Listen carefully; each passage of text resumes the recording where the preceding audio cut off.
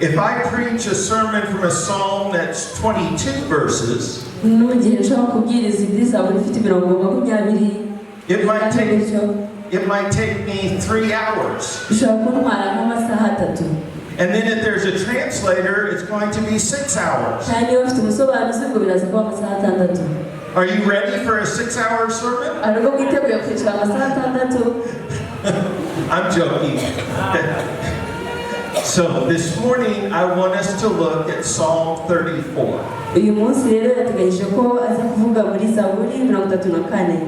And there's a lot of good material in Psalm 34.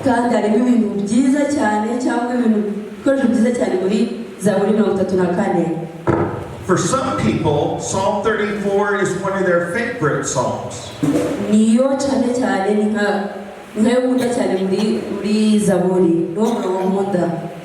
But because it is 22 verses, I am kind of worried about how long it is.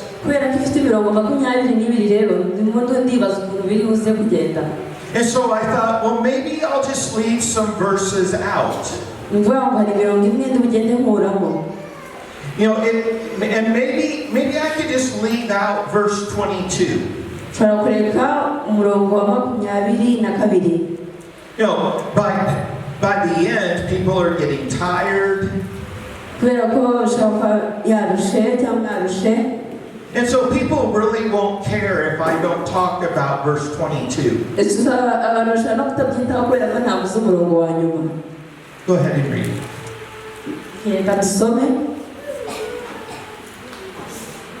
Zaburi 34 murongo wa mbere.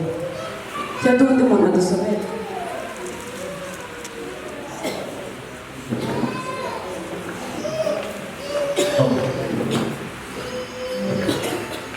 Psalm 34 verse 22.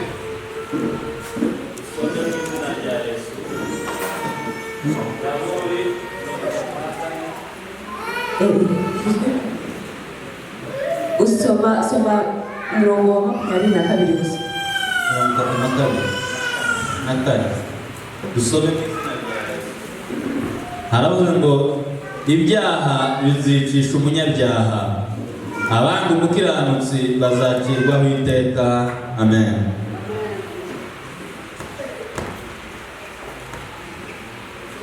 Yes. I cannot treat this psalm well if I take this verse out.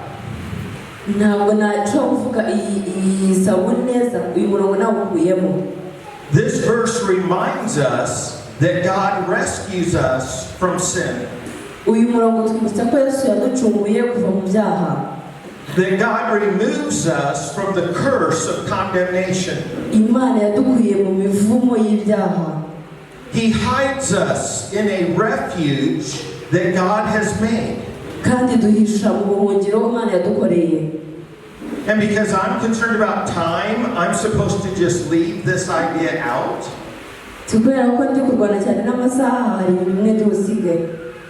I have to spend a little bit of time talking about this verse. So maybe I can leave out verse 18. But I couldn't do it. Verse 18 has been a lifesaver for many Christians. Go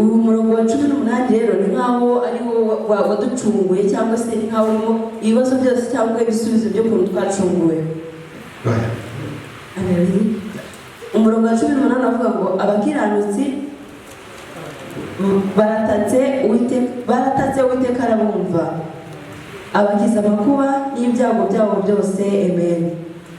Now, there are a lot of times there are a lot of situations that come our way.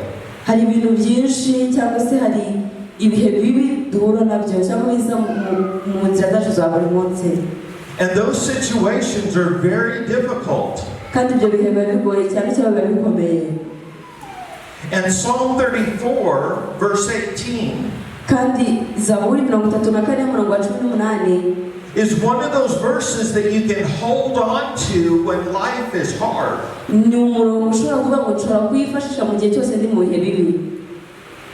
The Lord is close to the brokenhearted. Ni igihe Imana iri hafi y'umutima umenetse. And what's interesting is that verse 18 never mentions why a person is brokenhearted. Kandi umurongo wa 18 ntabwo ujya werekana impamvu umutima w'umuntu ushenjagutse cyangwa se umutima w'umuntu umenetse. Maybe we're brokenhearted because someone we love has died. Hari igihe dusanga tubabaye cyangwa imitima yacu yabaye kubera ko twabuze umuntu dukunda cyane. Maybe we're brokenhearted because of a relationship that is falling apart.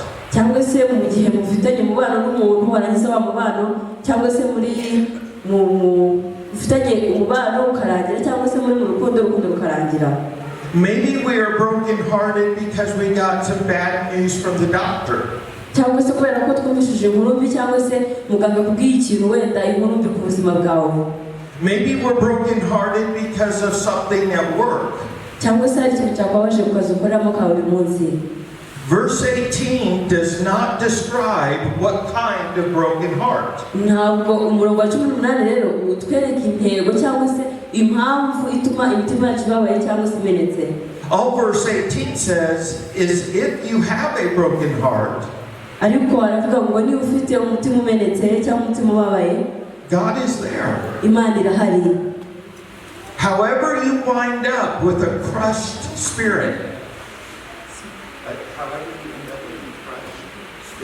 mu gihe ushobora kuba ubabaye, just know that we have an incredible God mujye umenya gusa ko dufite Imana y'imbaraga cyangwa Imana ishoboye, who will move in close to you, uzakuramo bya bisebe wasigaranye cyangwa ububabare ufite, and He will mend and He will comfort.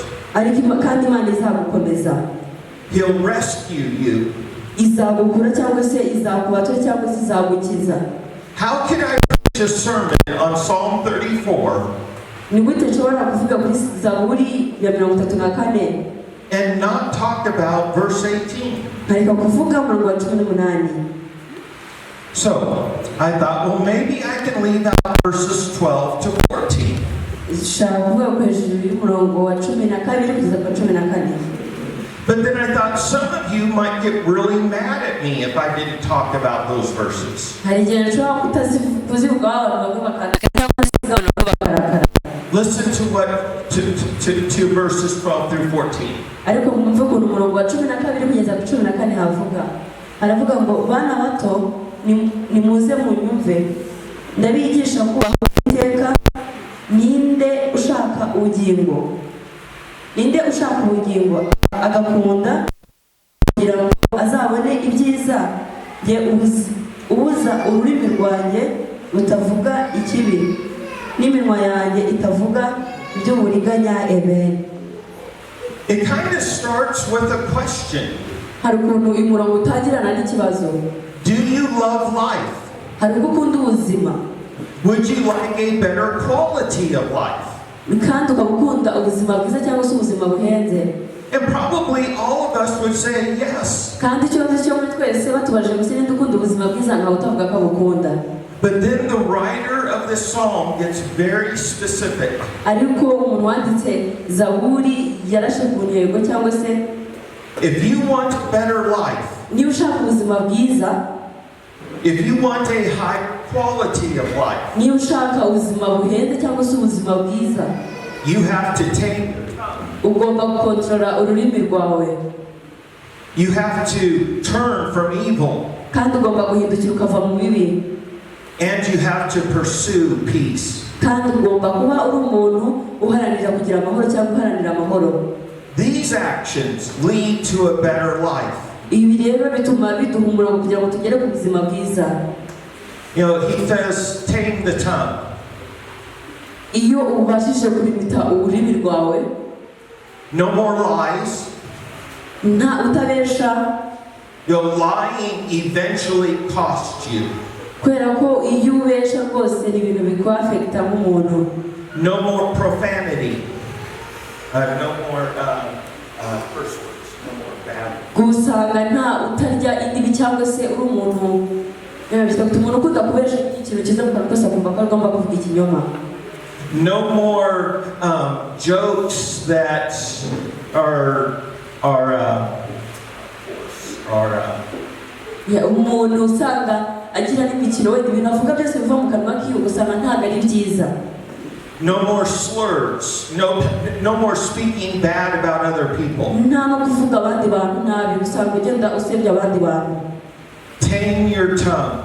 Ugomba kurimita ururimi rwawe kandi ukarushyira ku murongo ry'ibintu ugomba kuvuga.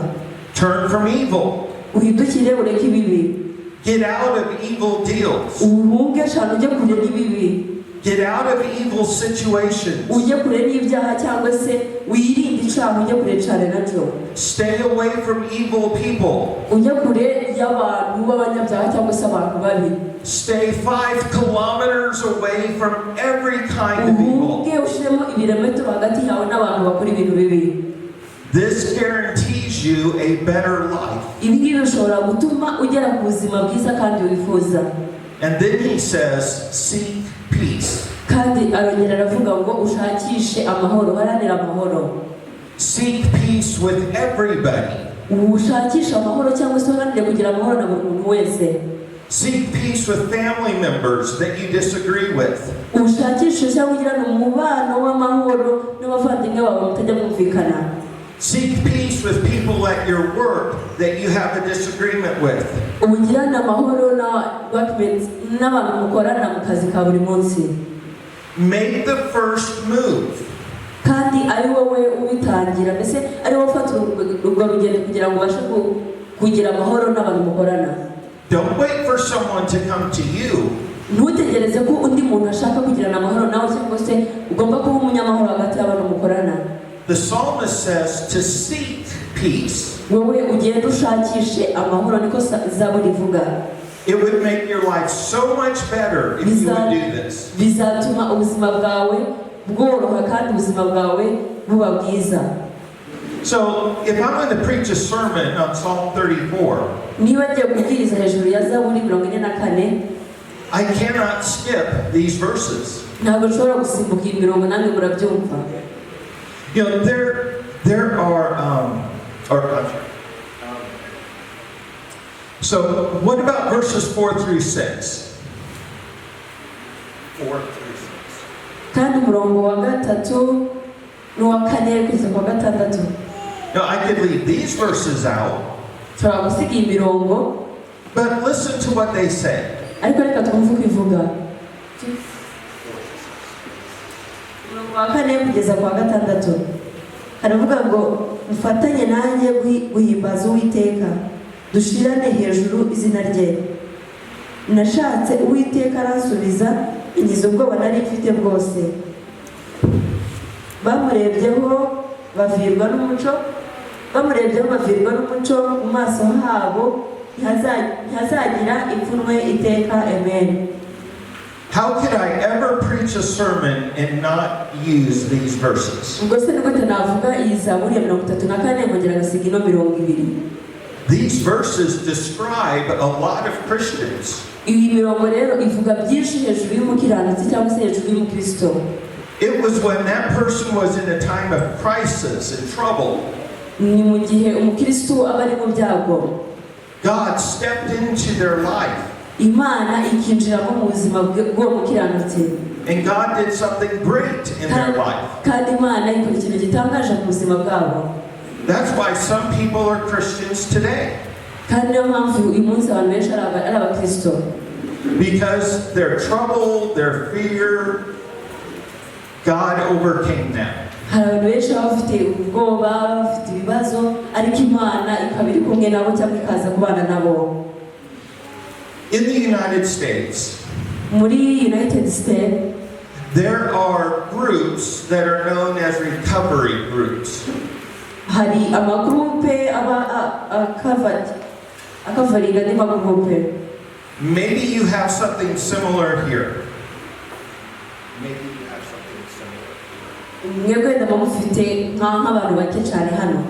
These groups are for people who struggle with alcohol. aba abantu n'amagurupe y'abantu usanga wenda bamwe bamuyobya bwenge abandi barabaswe n'inzoga. Or maybe they struggle with drugs. Abandi barabaswe n'ibiyobyabwenge cyangwa ibyo biri kubateza umutwe. And they want to defeat that addiction. Kandi bari kubirwanisha kugira ngo wenda babashe kubisohokamo. And so they come together as a group and talk about their struggles. Hari ukuntu rero ngo bajya baza nk'amagurupe cyangwa amatsinda y'abo bantu babaswe n'ibyo biyobyabwenge kugira ngo bige ukuntu bashobora kubivamo. And if an alcoholic stays away from alcohol for like 1 year, kandi umuntu w'inzoga iyo azivuyemo akamara nk'umwaka atazinywa, on their anniversary they will tell their story. hari ukuntu rero bakora nka anniversary y'uwo mwaka amaze atanywa inzoga noneho bakaganira hagati yabo. And I have gotten to listen to some of these stories. Niyo hari igihe umuntu ajya kugira ngo ajye kumva ubuhamya bwabo cyangwa se ukuntu urwo rugendo rwabagendekeye.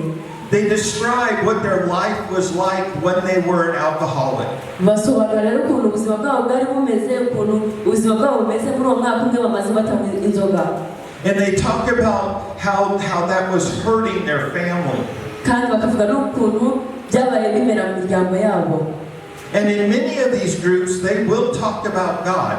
Kandi abantu benshi bavuga ko ari Imana yabibashoboje. And how God helped rescue them from alcoholism. Ni Imana yabacunguye cyangwa se yabakuye mu kintu cy'inzoga. You know, when I listen to their stories, I think, how are you still alive? Iyo rero numvishije inkuru zabo yo kwisha ukuntu bari kubiganira, njya nibaza ukuntu baba bakiri bazima. The drinking, the addiction was so strong. Urumva ukuntu baba banywa, ukuntu inzoga ziba zarababaze, bari ibintu bikomeye cyane. It ruins everything. Kandi bari ibintu byinshi ku buzima bwabo. And then you hear about when they made a decision. Kandi ugahita wumva kugira bakavuga ukuntu bafashe umwanzuro kugira ngo babashe kubireka. Specifically, they talk about coming to understand God's love. Akenshi bavuga ukuntu bamenye urukundo rw'Imana. And they come to understand about Jesus. Kandi bakaza bakamenya n'ubundi Kristo. And it just radically changes their life. Kandi kumenya Imana no kumenya Kristo nicyo kintu cya mbere gihindura ubuzima bwabo kugira ngo bareke inzoga. Again, did you notice verse 5? Kandi muzi murongo wa 5. Uravuga ngo nashatse Uwiteka aransubiza angize ubwoba nari mfite bwose. Amen. God can take away shame. Imana ishobora kugukuraho ikimwaro. You can say, I'm really glad that I'm saved. Ushobora kuvuga ati ndishimye cyane kandi ndanezerewe ko nakijijwe. I'm really glad that God's presence is in my life. Kandi nkavuga ati ndashima cyane kandi ndishimye ko Imana iri muri njyewe. But you have no idea how glad I am that God has taken me away from shame. Ariko ntabwo mwaba muzi ukuntu mba nishimye cyangwa se numva nshimiye Imana ko yankuyeho ikimwaro. What would our lives look like if we did away with shame? Niki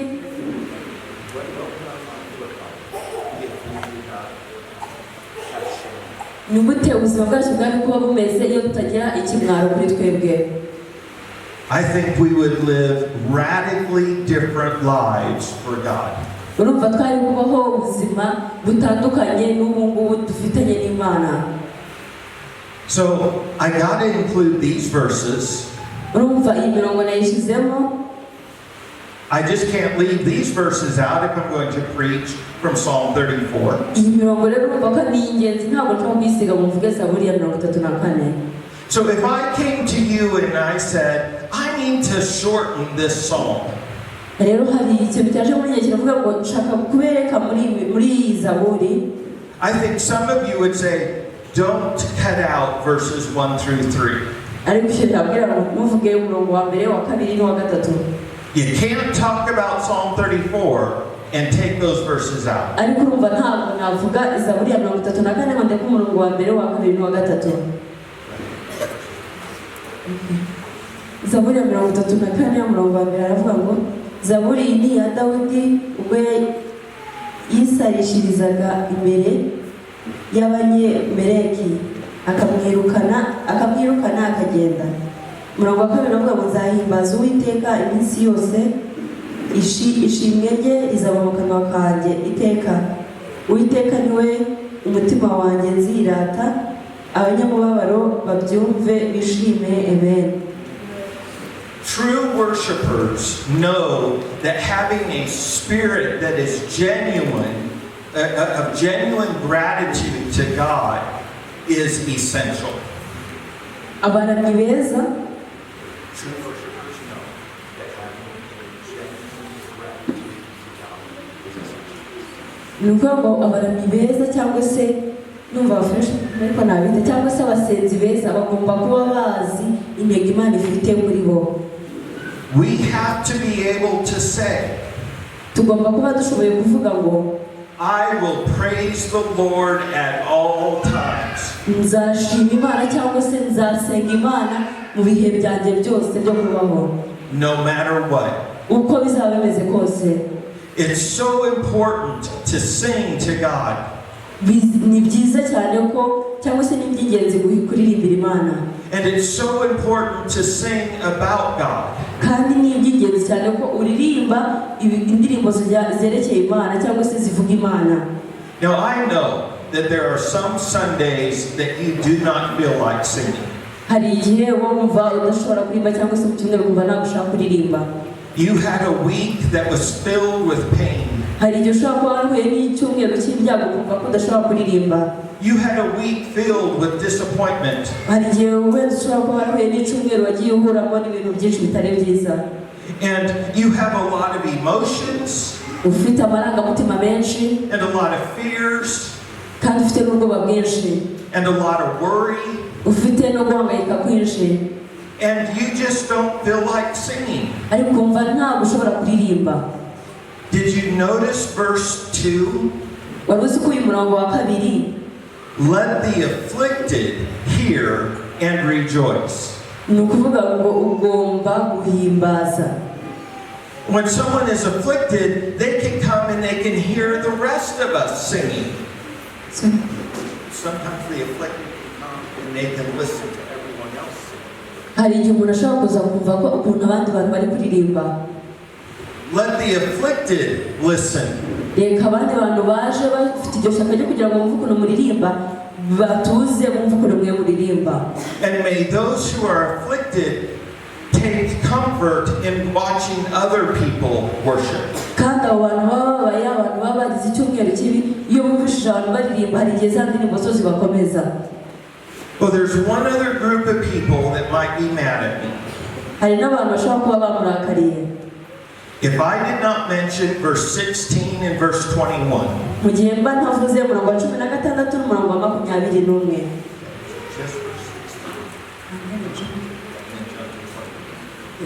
Umurongo wa 16 uravuga ngo amaso y'Uwiteka ari ku bakiranutsi n'amatwi ye ari gutaka kwabo.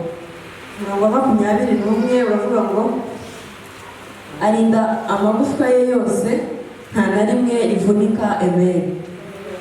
This psalm is full of grace. This psalm is full of grace. Uyi Zaburi rero ni y'umugisha. But it also has some very sharp comments. Ariko nayo ifite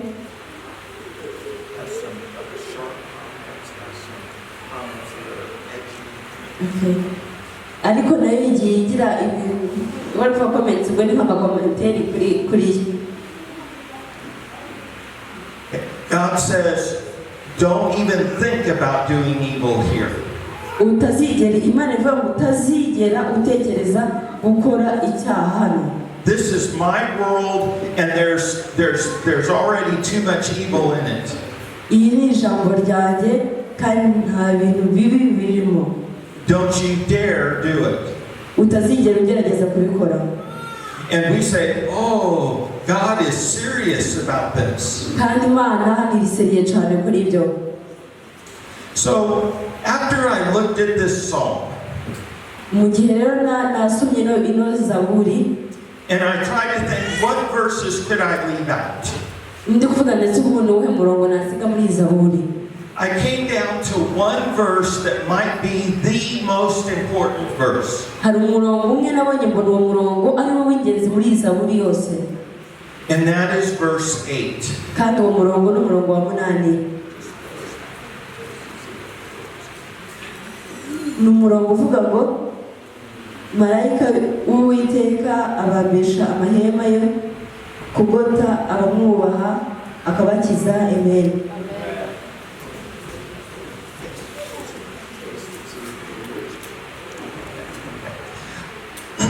I have had an opportunity many times to go to someone who's made me food. I have had an opportunity many times to go to someone who made food. Hari igihe kenshi yagira amahirwe yo kujya kureba kubana n'umuntu umuha ibiryo. And they make their special food. Hari igihe rero bakora ibiryo biri speciale. Maybe it's a special recipe that they got from their mom. Ushobora gusanga bafite nk'ikirungo wenda kirenze basigiwe n'ababyeyi babo cyangwa se ababyeyi babo babigishije gutekesha. And they say you have to try this. Bakubwira ati ugomba kugerageza kuri ibi biryo. And sometimes you're hungry and sometimes you're not. Hari igihe uba ushonje cyangwa se ukaba babikubwira wowe udashonje. But they just say just try it. Bakavuga gusa ngo upfa kugerageza uryaho. If you try it, you'll really like it. Hari igihe ushaka kugerageza ukumva rwose urabikunze. It's a special recipe, it's a special meal. Ugasanga ni ikirungo kiri speciale n'ibiryo biri speciale. And sometimes you try it and yeah, it's pretty good. Hari igihe ushaka kubigerageza ukumva rwose biraryoshe ni byiza. And sometimes it's not so good. Hari n'igihe ushobora kubirya ukumva rwose ntabwo biryoshe. We have some vegetables in the United States that people make. Hari imbuto cyangwa se vegetables muri Amerika bakora. And when it's cooked, it makes the whole house smell. Hari igihe babitetse ugasanga inzu yose irimo impumuro itari nziza.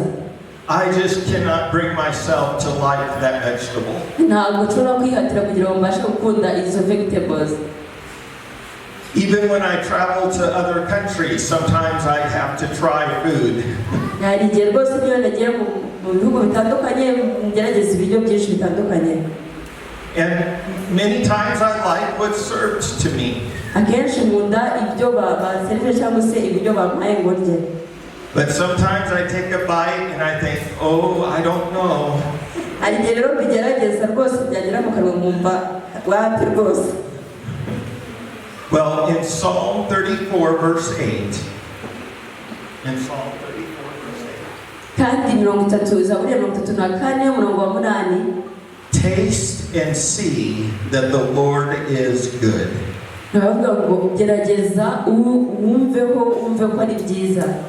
If you have so many trials in your life,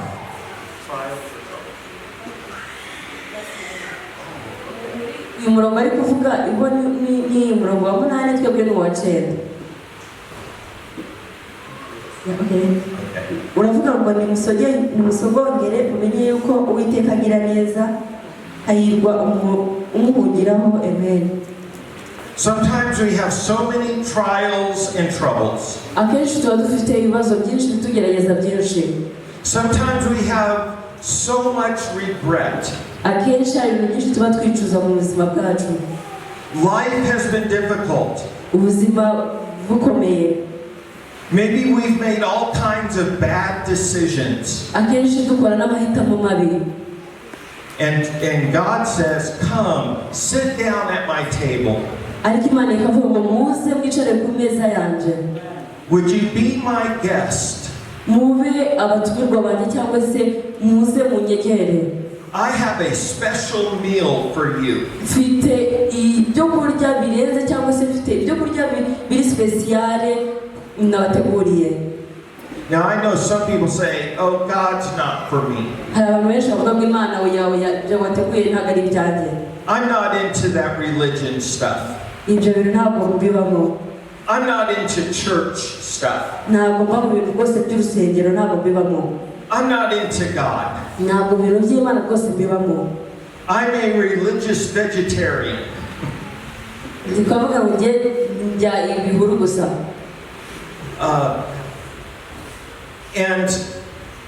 But the encouragement here is to taste God.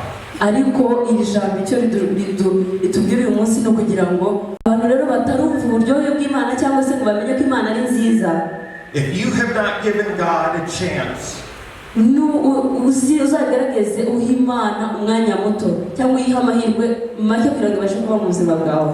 My challenge to you today is to taste God and see that He is good. Uyu munsi rero icyo mbashikira no kugira ngo mugerageze mwumve cyangwa se mutestinge ku Mana mwumve ubwiza bwayo. Amen.